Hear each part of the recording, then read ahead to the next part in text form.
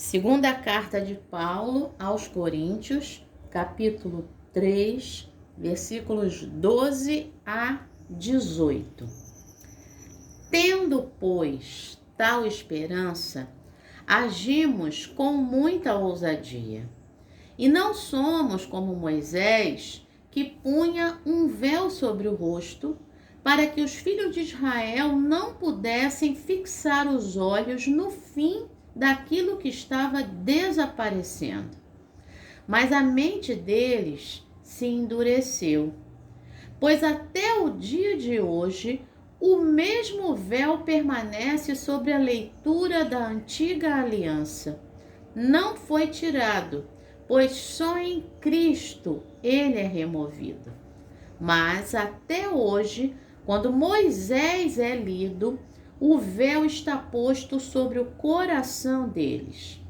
Quando, porém, alguém se converte ao Senhor, o véu é tirado.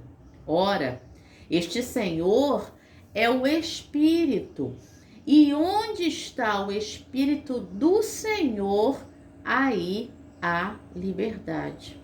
E todos nós, com o rosto descoberto, contemplando a glória do Senhor, somos transformados de glória em glória na sua própria imagem, como pelo Senhor, que é o Espírito. Palavra do Senhor, graças a Deus. Bom dia, minha irmã. Bom dia, meu irmão. Hoje é dia 25 de fevereiro, é sábado, é o dia de descansar nos braços de papai. Descansar nos braços de Deus. É dia de contemplar, né? Você sabe, a palavra Shabat, de onde vem a palavra sábado, significa descanso. É o dia do descanso, né? E os judeus levam à risca essa ordenança.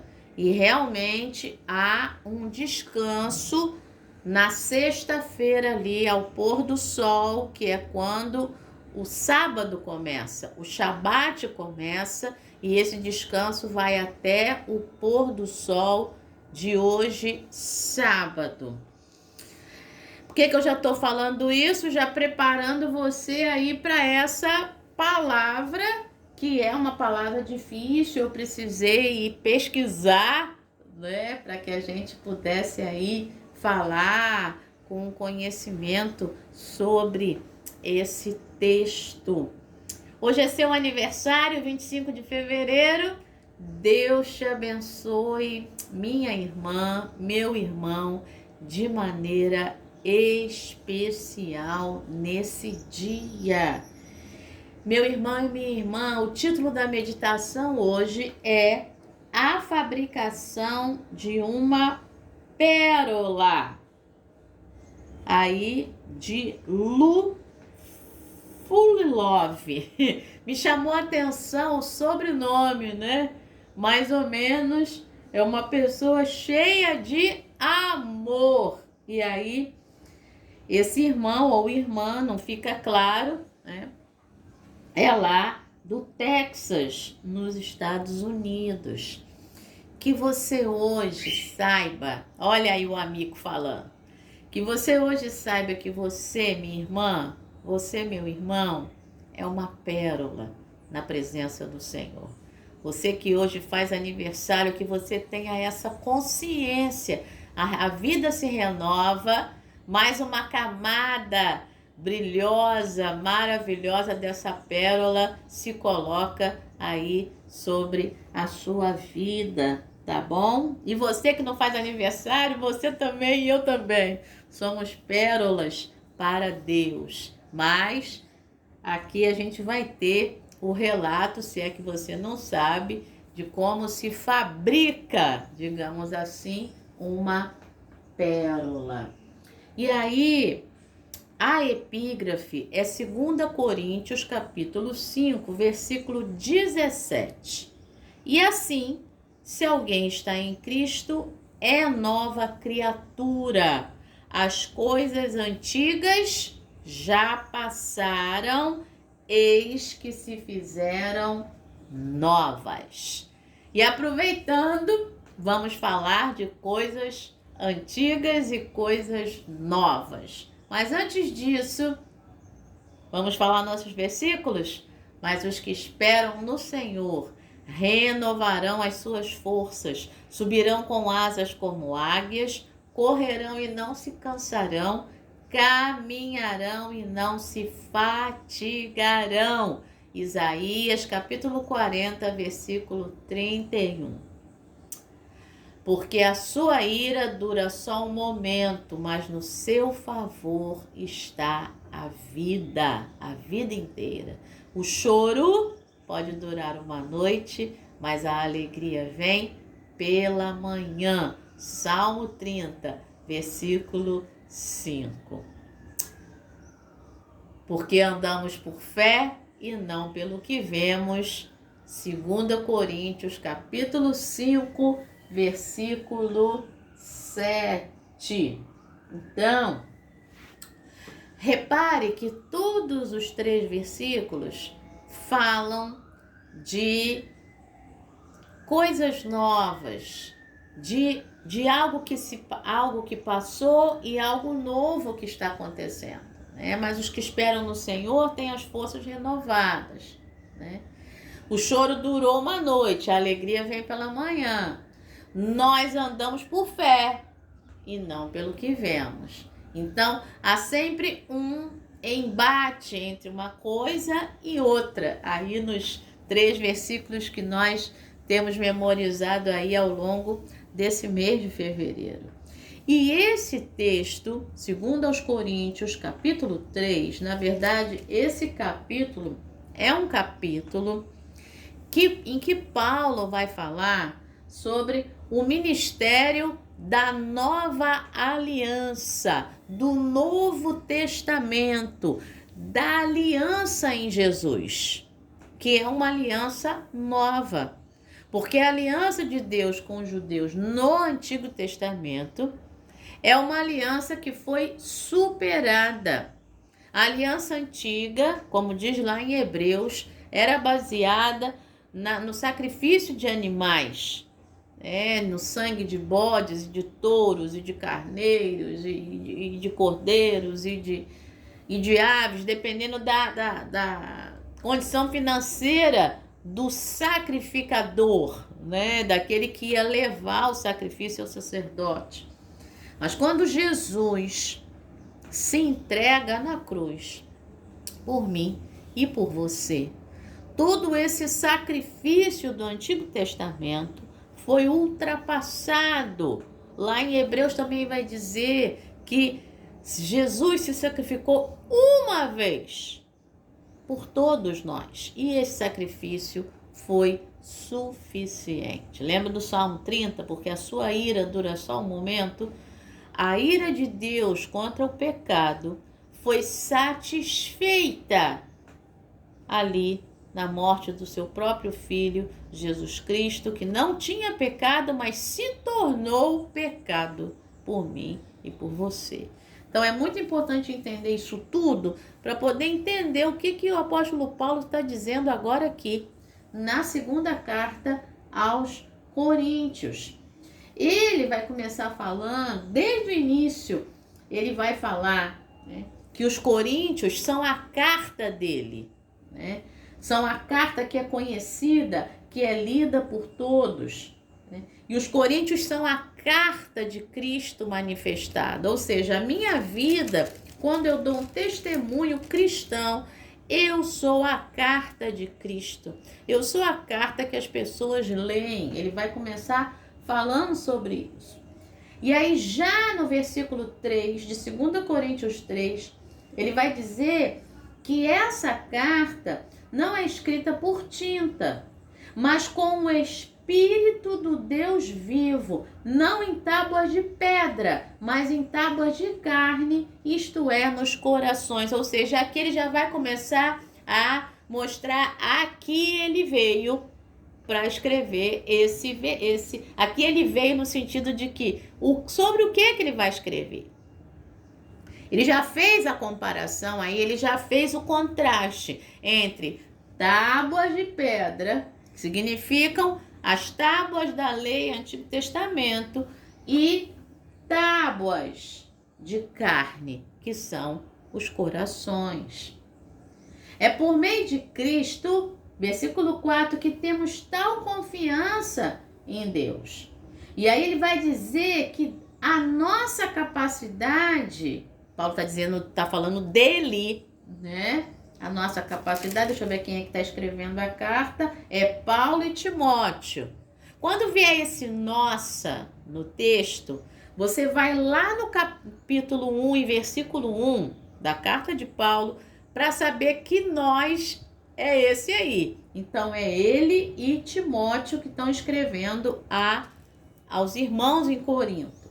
E aí ele diz, a nossa capacidade, ela vem de Deus, que nos capacitou para sermos ministros de uma nova aliança. Não da letra, mas do Espírito, porque a letra mata, mas o Espírito vivifica. Então, que letra é essa? Uma letra sem o Espírito, tábuas de pedra. Mas a partir do momento que eu tenho uma letra animada pelo Espírito, inscrita na tábua do meu coração, aí sim. A gente tem que ter muito cuidado com determinados textos que a gente lê, né? Hoje a meditação vai ficar um pouquinho maior, tá? Já estou avisando, porque é importante quando vem um texto com alguns elementos que a gente precisa falar aqui, e aí a meditação acaba virando, na verdade, um estudo mesmo, né? E outra coisa, enquanto eu estou falando aqui, está me vindo o quê? O Sermão do Monte, que você que acompanha a meditação e os estudos lá em Mateus, né, que eu tenho colocado aí no YouTube, e é isso aí que eu quero continuar a fazer, né, trazer para nós estudos. O que acontece? Jesus, no Evangelho de Mateus, fica muito claro aos leitores que Jesus é o novo Moisés. Por isso o sermão é no monte. E Moisés subiu ao monte a primeira vez e Deus deu a ele as tábuas de pedra, ali no livro do Êxodo, né? Deus deu a ele as tábuas de pedra, escritas pelo próprio dedo de Deus. Quando ele desce, ele ficou lá 40 dias e 40 noites num jejum sobrenatural. Porque você não fica 40 dias e 40 noites sem comer e sem beber água. Sem comer, um corpo preparado até fica, que é o jejum de Jesus. Mas sem beber água, não. O nosso corpo fica no máximo 72 horas sem beber água. A partir daí já entra em desidratação. Então, Moisés quando desce, aí o povo está lá, né, adorando ao bezerro de ouro que o próprio irmão dele, Arão, tinha produzido ali, vamos dizer assim, com o ouro que veio do Egito, né, os brincos e pulseiras e cordões e tal. Ele fica muito agitado com aquilo ali, taca as tábuas de pedra no chão e depois Deus vai chamá-lo novamente. Aí agora é ele que vai levar as tábuas de pedra e é ele que vai talhar ali, né? Ali junto com Deus os mandamentos. Então, quando Jesus aparece no Evangelho de Mateus como o novo Moisés, ali já está, vamos falar assim, subjacente ao texto, né? O que é uma coisa subjacente? É uma coisa que se entende por trás do texto. É o fundamento do texto. Então, já está subjacente ao texto ali que essa é a nova aliança. Esse é o novo Moisés. Essa é uma nova lei. Ao mesmo tempo, Jesus vai dizer que ele não veio revogar a lei. Ele veio cumprir. Ele veio trazer o verdadeiro entendimento da lei, a partir do seu amor, da aliança de amor agora. E é isso que... E o meu amigo gostou disso. E é isso que Paulo agora vai tratar. Essa nova aliança que não é da letra, mas é do Espírito, porque a letra mata, mas o Espírito vivifica. E ele vai continuar falando sobre isso, as letras em pedras, e aí ele vai entrar na questão do Moisés. E ele vai falar da palavra glória, glorioso, que vai aparecer aí várias vezes e eu preciso ler, tá? Versículo 7, de 2 Coríntios 3. Se o ministério da morte, gravado com letras em pedras, se revestiu de glória, a ponto de os filhos de Israel não poderem fixar os olhos na face de Moisés, por causa da glória do seu rosto, ainda que fosse uma glória que estava desaparecendo, como não será de maior glória o ministério do Espírito? Entendeu? Então, ele vai chamar de ministério da morte o ministério gravado em letras nas pedras. Mas o ministério gravado nas tábuas do coração, que é vivo, é o ministério da vida. Só que lá, quando Moisés está com as tábuas de pedra, o seu rosto vai brilhar. E existe um véu ali, existia uma glória ali. Eles não podiam fixar os olhos em Moisés por causa da glória que estava no rosto de Moisés.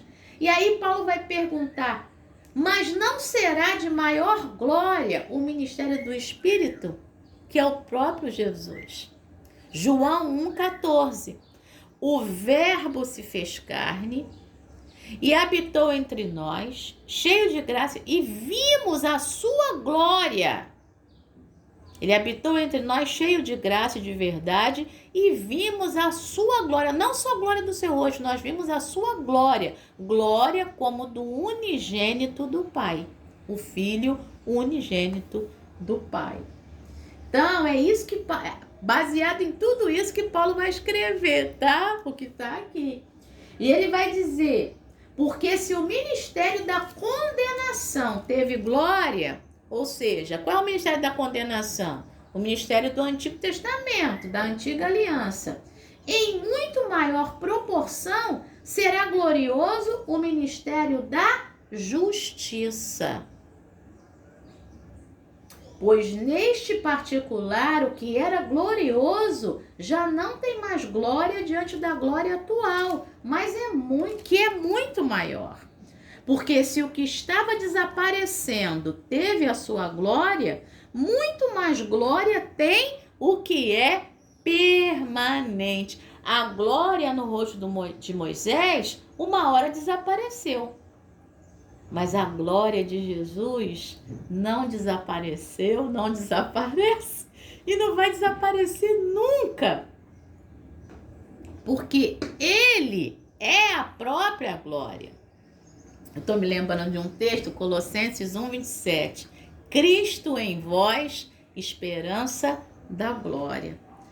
A partir desse entendimento de que o que estava desaparecendo teve sua glória, mas muito mais glória tem o que é permanente, que é a nova aliança, Paulo vai dizer. Aí sim entra o versículo 12.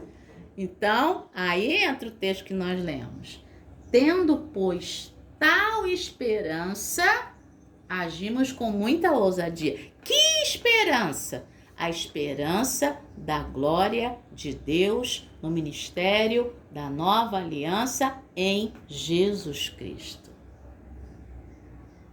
Não somos como Moisés, verso 13, que punha um véu sobre o rosto para que os filhos de Israel não pudessem fixar os olhos no fim daquilo que estava desaparecendo. Mas a mente deles se endureceu, pois até o dia de hoje o mesmo véu permanece sobre a leitura da antiga aliança. Não foi tirado, pois só em Cristo ele é removido. E aí a tristeza de Paulo, pelos seus irmãos judeus na sua época ou até hoje, é o tempo em que a carta está sendo escrita, né? Esse véu permanece. E esse véu faz com que, é como os óculos, né? Utilizados para enxergar a leitura da antiga aliança. Essa leitura não foi tirada, Paulo lamenta, mas pois só em Cristo ele é removido. Quando o judeu enxerga Cristo como mediador da nova aliança, e quando ele crê, quando ele se converte, né? Que aí vai ter a palavra conversão aqui. Né? Ele se converte, ele se completa, ele agora entende. Aí o véu é removido e pode-se contemplar a glória de Deus em Jesus. É claro que metaforicamente, porque ninguém pode olhar a glória de Deus e ficar vivo, né? Mas naquilo que a gente consegue suportar. E aí ele vai dizer, mas até hoje, e de novo esse até hoje é o tempo da carta, quando Moisés é lido. Aí vem a professora de português, né? Que Moisés é esse que é lido? O que é isso aqui? Isso é uma figura de linguagem, né? Que é uma metonímia. Não é Moisés que é lido. Quem é lido é a lei, né? Os mandamentos, o Antigo Testamento. Não é Moisés que é lido, né? Então, é igual quando eu digo assim, eu leio José de Alencar, eu leio Machado de Assis, eu leio Carlos Drummond, né? Eu leio Goethe. Não, eu não leio o autor, eu leio os livros, né? Então, aqui é a mesma figura de linguagem, tá? Metonímia. Quando Moisés é lido, o véu está posto sobre o coração deles. Olha como é que Paulo é muito hábil em escrever isso. O mesmo véu que estava posto sobre o rosto de Moisés. Agora, esse véu está posto sobre o coração dos judeus, que não conseguem enxergar em Jesus a nova aliança. Ora, versículo 16. Quando, porém, alguém se converte ao Senhor, o véu é tirado. E se o véu é tirado, eu posso contemplar Jesus e entender a glória de Deus, entender a nova aliança. Ora, este Senhor é o Espírito. Que Senhor? O Senhor a quem eu me converto. Esse Senhor é Espírito, e onde está o Espírito do Senhor, aí há liberdade. Por que há liberdade? Porque não tem mais véu. Eu posso enxergar, não tem mais véu, não tem mais condenação. O que há é justiça. É diferente. E aí todos nós, verso 18, com o rosto descoberto, contemplando a glória do Senhor, somos transformados de glória em glória na sua própria imagem, como pelo Senhor, que é o Espírito. E aí, meu irmão e minha irmã, quando a gente se arrepende dos nossos erros, das nossas transgressões, dos nossos pecados, o ministério da condenação, não existe mais. Existe o ministério da justiça. Quando a gente se arrepende verdadeiramente, a gente sente aquela tristeza pelo pecado, aquela chateação. Poxa vida, eu não devia ter feito isso, poxa vida. E aí a gente se arrepende, a justiça de Deus vem sobre nós e a gente vai, sendo transformado de glória em glória na própria imagem do Senhor, como pelo Senhor, que é o Espírito. E esse é um processo que vai acontecendo até aquele grande dia em que aí sim a gente vai poder ver a glória de Deus em toda a sua formosura, porque aí a gente não vai ser mais um corpo de carne, a gente também vai ser um corpo glorificado que suporta ver a glória de Deus. Mas enquanto a gente está aqui, que a gente possa tirar verdadeiramente o véu e permitir que a glória de Deus venha sobre as nossas vidas, transformando a gente cada dia em alguém melhor, em um servo melhor, em uma serva melhor, em alguém que ama a Deus verdadeiramente, mais e mais, que ama o seu próximo, que ama a si mesmo, que serve ao próximo e que perdoa a si mesmo, que alimenta e sustenta esse corpo da melhor forma possível, que deixa Deus agir no espírito, tratar a alma, né? Que ama a Deus, que ora, que jejua, que abençoa, que lê a Bíblia e que fala coisas boas, né? E que faz obras, boas obras, que possa ser assim. Tá bom? Eu espero aí que a gente tenha, né, compreendido o texto aí de todo o nosso coração. E que o Espírito Santo possa ensinar mais, né, daquilo que eu não consegui alcançar. Porque realmente esse texto é um texto que a gente precisava trazer aí a explicação. E aí, por isso, a epígrafe em 2 Coríntios, capítulo 5, verso 17. Se alguém tem Cristo, é nova criatura. Coisas velhas já passaram. Eles que se fizeram novas. Agora são coisas novas. E daí a fabricação de uma pérola, que é algo novo, que é sobreposto sobre aquilo velho que estava lá. Recentemente, diz aí, full love, né? Cheio de amor. Recentemente vi uma notícia relatando a descoberta da maior pérola do mundo. Para que uma pérola se forme, o que acontece? Um parasita, uma escama de peixe ou algum entulho penetra na concha de um molusco, causando uma irritação. Então, o molusco produz uma substância que cobre o elemento irritante camada por camada. Essas camadas que protegem o molusco da irritação acabam se tornando pérolas duras e brilhantes. A enorme pérola que vi no noticiário deve ter milhares e milhares de camadas brilhantes. Pois é. O que era o antigo? O elemento irritante. O que é novo? Camadas e camadas de uma substância que brilha, maravilhosa. Entulhos podem entrar em nossa vida por meio de hábitos perigosos, relacionamentos prejudiciais, dúvidas ou complacência. Podemos até acreditar que essas coisas nos definem, que é impossível mudar. À medida que o amor transformador de Deus nos cobre em camadas de misericórdia e graça, somos protegidos e renovados e nossa vida se torna bela. Pois é. Vamos orar aqui? E nessa oração a gente vai ter o Pai Nosso. Então, quando chegar na hora do Pai Nosso, você ore o Pai Nosso da forma como você sabe, tá bom?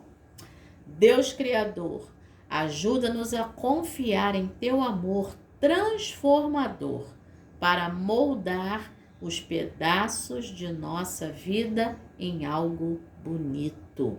Oramos como Jesus nos ensinou, dizendo: Pai nosso que estás nos céus, santificado seja o Teu nome. Venha o Teu reino. Seja feita a Tua vontade, assim na terra como no céu. O pão nosso de cada dia nos dá hoje e perdoa-nos as nossas dívidas, assim como nós também perdoamos aos nossos devedores. E não nos deixes cair em tentação, mas livra-nos do mal. Pois Teu é o reino, o poder e a glória para sempre. Amém.